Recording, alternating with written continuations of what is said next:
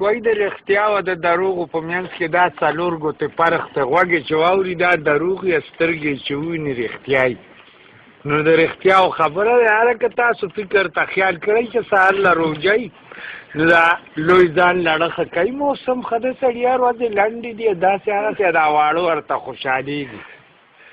یو ورځ داسې ګپ شپ کې خبره د روژې وشوه نو یو وایي ما د وړوکوالي نه ټولې نیسلي دي، یو پکې ما به ګډې وډې نیسلې، ما نه پکې تپوس شو خو یو غږ ونه کړ نو ما هغه ته وایم تا جوړ یو نه و نیسلې د وړوکوالي وخت کې. وی ماما ما نیسلې وه مرګ مې پکې لیدلی خو تا ته خبره کولو اخبار له ورکولو نو مې زه خو یاره نوم نالم نو ما ته خو مور وایي چې هلکه خوځه ملام پوم دی کپړې بدلې کړه جومات ته مونځ له ورشه سبا د روژې اوازه ده نو ستا جیته ځان وښایي چې زه به روژه نیسم که نه. نو ډېر زیات خوشحاله شو. وایي چې جومات ته رالم مونځ مې وکړو هغه ته مې خبره وکړه چې خلک ووته نو ما ته یې چې تره اوچت کړه نو ما ورته لاس اوچت کړ. وی راته یې چې زه یو نیسه یو خوره.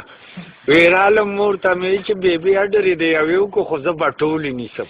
نو هغې راته په جواب کې وایي چې وایي بچی مونږ به خوشحالېږو نه دا ثواب به زمونږ کېږي. نو پلار مې لاړ یاره د ګوپیانو ورځ یې کیمې راړه یو غټ ګوپي نو ماښام نه مې هم ځان ټیټ موړ کړه چې بیبي دې چاته اوده پاتې نه شي که نه پخوا به دا خلک اوده پاتې کېده. نو یاره چې اوده شوم پېشمني ما لپاس ولم نو غوړه چای راته کېښودې ما ورته وایي چې بیبي هغه ګوپي نشته وي چې شته وي هغې کې راته تبې وکړه دوه درې پراټې مې هغې سره وخوړې.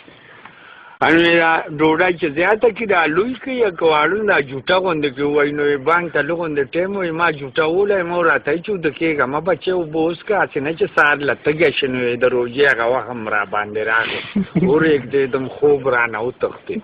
وی مخې ته یې راله جامې ښه چې څنګه بانک چالو شو پخوا به خلکو بانک کې اوبه څښل نو یاره ناتوګله جام مې خولې ته ونیسه خړته ټول مې اوس کوي تاسو ته پته ده چې د اوبو د ګوپي هم خپله کې نه لګي. نو ما وایي چې راشه د کېږه سله خو مونځ له ورشه نو چې سریکه راشي نو ځان کلک کم ما قسم درته خورم که ما ته پته وه چې بادو سره یعنې روژه خرابېږي که نه. وی او 10 چردام مې کوي خېټه کې مې چلا جوړه شوه زړه ته اړمه شوه زړه کې وایم چې دا روژه خو ډېره ګرانه ده. هغې د سهار کې راتونه هم اوږده وي چې ړومبی کې رات استاد جي خلاصونه زما مازغو کار چک دی. وی چې دویم رکعت وشو نو ځان له مې په مخ لاس راښ کړه خپلې سپلای مې راواغېستې خپلې سپلای مې اړولې په خپو دي کور ته راځم. وی چې رالم مور بې د پېشمني لوښي اینځل وی ما ورته وایي چې واوره بېبې دا روژه مې د خدای پاک تېره کړي که بیا دې ما ته د روژې ووایي زه به دې کور ته نه راځم. وایي بچې دا خو لا سور سهار دی لاډوان نه دی ختلی ته بیا نه نه په روژه مې څه کار نشته زړه ته مې چلی اړمه څنګ دی باد ګیس جوړ شي که نه او هغه نه خارجوله. نو هغې راته په جواب کې دا د ده دپاره ښه کېده دا خبره. هغې راته په جواب کې چې وایي بچې دا روژه د خدای پاک تېره که نو نن به دله سپېرکای راوغواړم څپا به یې کړم چې په مړه خېټه تلی اچوي نو باد به د کولاو چلېږي. ما ورته وایي چې خیر ده که باد چلېږي او که نه. وی د پچوالي را باندې مات وی د کوڅې دروازې ته شوم د بانک مالنه ډکوم هوا مې را پرېښود. وی په لاره ځم هوا په یو ساه وځي وی د اوښ څه پوس کوي.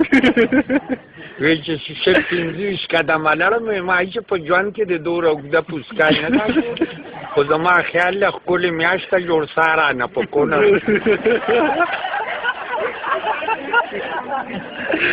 نو ډاډې ته د ګډال دیوالو هغې له مې شا ورکړه ځان ته مې د شهادت کلمه ووي هغه چپ شوه ماما مې دا تا پکې بلکل یاره مرګ لیدې.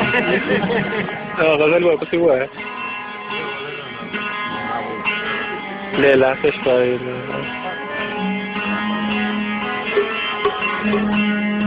چې امیش په د خپل اشنا په سر نه اوسې وینم د ځای نه در په در نه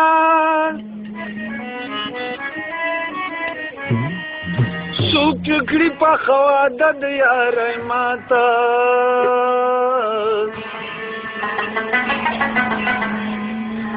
کته کینی کته بام عمر وی برنا د نوړز غونتی چې تلی تا تا شاوی